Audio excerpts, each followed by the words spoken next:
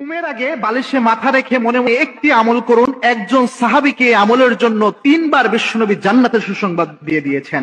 মনে রাখবেন, ঘুমের আগে মনে মনে এই আমলটি করা যায়। এই আমলটি যদি আমরা করতে পারি, আল্লাহ রাব্বুল আলামিন জান্নাতের সুসংবাদ দিয়েছেন এই আমলের কারণে তিনবার বিশ্বনবীর মাধ্যমে। সুতরাং এই আমলটি অনেক বেশি গুরুত্বপূর্ণ।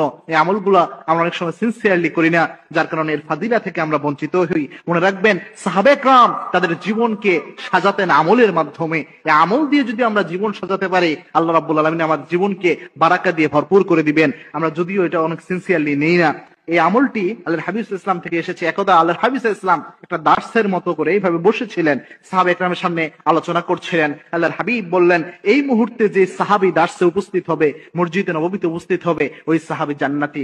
সাহাবা একরাম লক্ষ্য করলেন, একজন সাহাবী উপস্থিত হলেন। দ্বিতীয় দিন আল্লাহর হাবিব আবার বললেন, এখন যে ব্যক্তি উপস্থিত হবে সে ব্যক্তি জান্নাতি।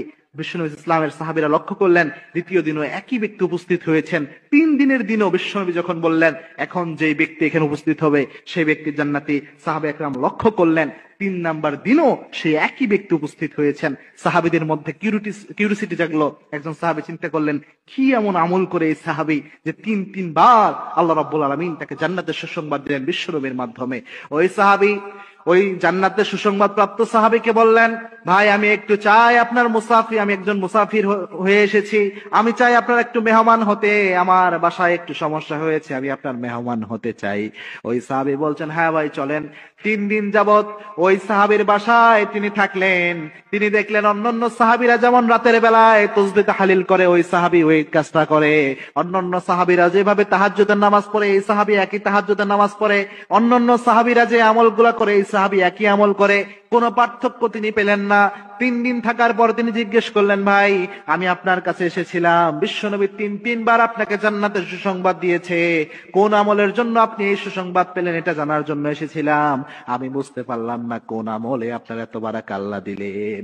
ওই সাহাবী বলছেন যে, ভাই আমি তো স্পেশাল কোনো আমল করি না, আমার জানা মতে কোনো স্পেশাল আমল আমার নাই। তবে আমি যখন ঘুমাতে যাই, আমি যখন রাতের বেলায় শুয়ে পড়ি, তার আগ মুহূর্তে আমি আমার মনের মধ্যে কোনো হিংসা, কোনো ক্ষোভ কোনো ব্যক্তির ব্যাপারে রাখি না। আমি সবাইকে মাফ করে দেই, কারো ব্যাপারে কোনো হিংসামূলক কোনো কিছু আমি রাখি না।